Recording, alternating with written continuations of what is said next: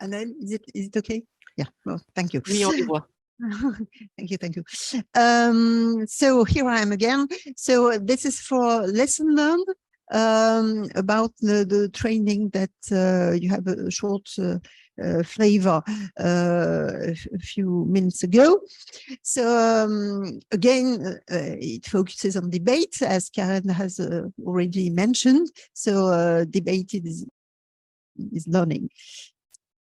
So some guiding lines about research ethics training. The first one is keep it very short on theory.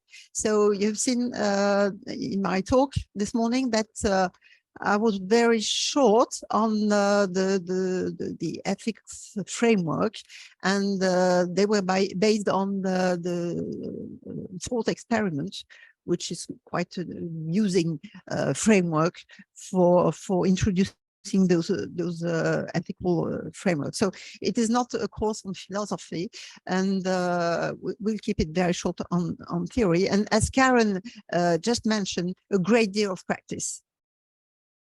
So again, as Karen does, base the training on debates among the trainees and debate about real research projects. So Karen works from newspapers. We often work from real research projects. So the project themselves, or on scientific papers.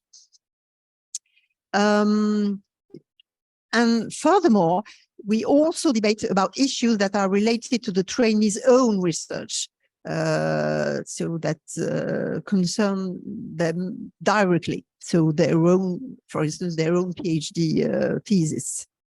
And again, so this is not the first time that we mentioned that, show that consequentialism is not the only way. So why do we research into that topic? What are the needs? Which are the values, etc. Begin with one or more striking examples. So I'm not going to repeat that again. So there's again the same example, but there are many more, of course.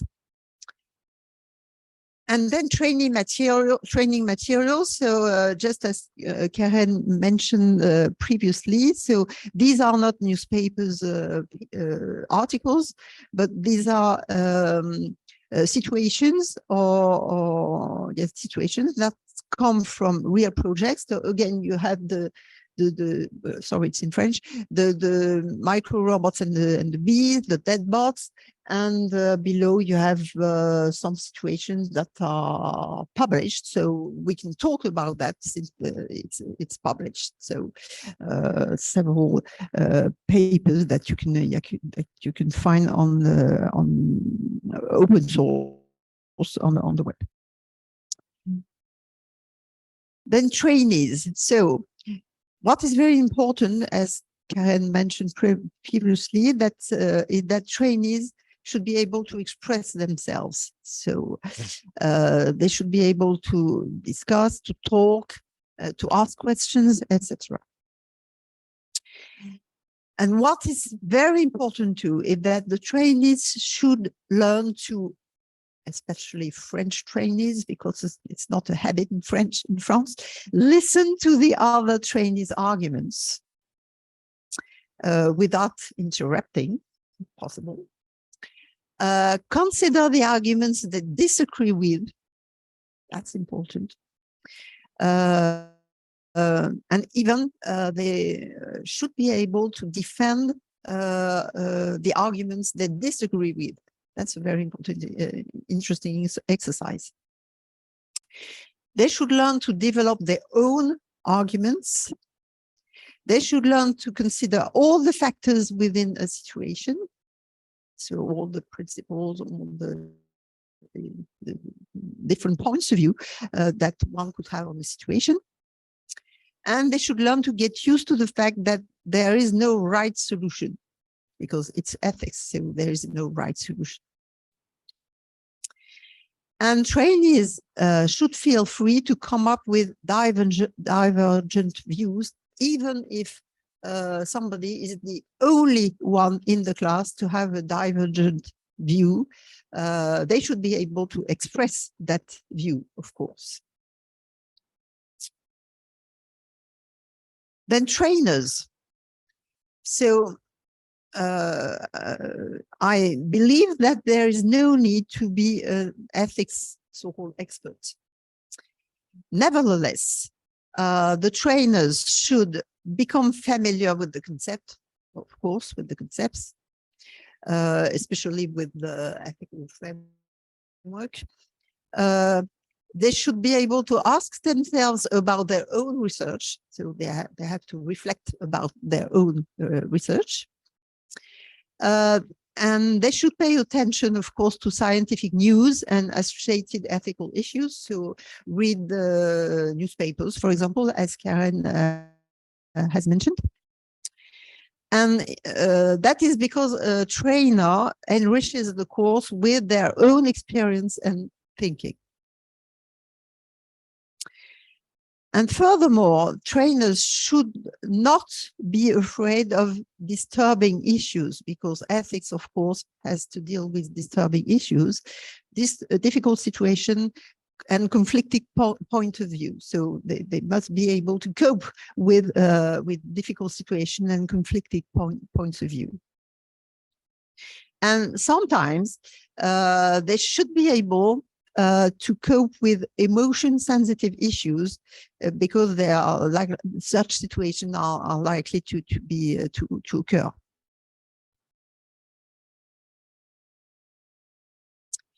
As far as the training conditions are concerned, so in order for everybody to talk freely, it should be announced at the beginning of the session that both trainers and trainees should commit to confidentiality, because sensitive topics are likely to be dealt with.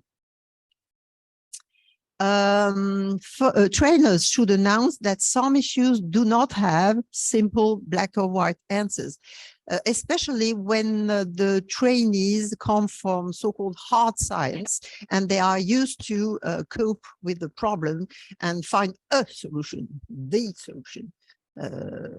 But when you come to an ethical situation, there is no right solution, there is not a solution, and so they are not used to that, and so the trainers should warn the trainees that there is no one solution and one good solution. And furthermore, trainers should say that the main point is not to find a solution to the problem, but to become familiar with ethical thinking and deliberation. What is important here is to learn how to think and to deliberate, and not the solution, if there is one solution. And third point, which is very important, ban computers, cell phones, etc., so that everyone should be involved and really involved in the debates. So, of course, we have many positive feedback. So I'm not going to focus on positive feedback because it's not very interesting, but I'm going to focus on negative feedback we have from those training sessions. The first remark is that there are very few negative feedbacks, but they are very interesting. So, of course, we give the trainees tricky research topics, and they can be regarded by some people as aggressive or pointless, and they may provoke rejection that may occur.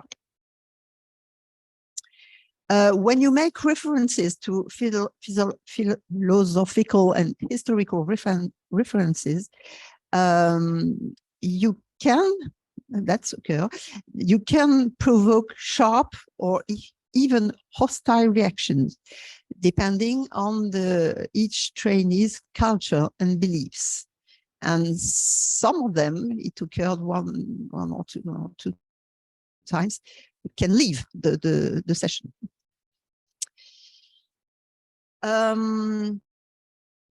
especially when you have trainers in so-called hard science, ethical thought can be considered as not scientific, not serious.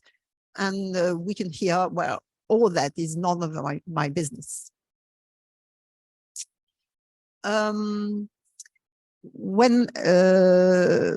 we cope with a difficult ethical situation, there is no one answer, there is no definite answer, and that is likely to bring about frustration among some trainees.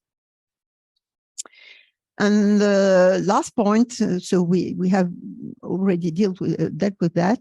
Ethical thought can be considered as a waste of time or as a curb on research.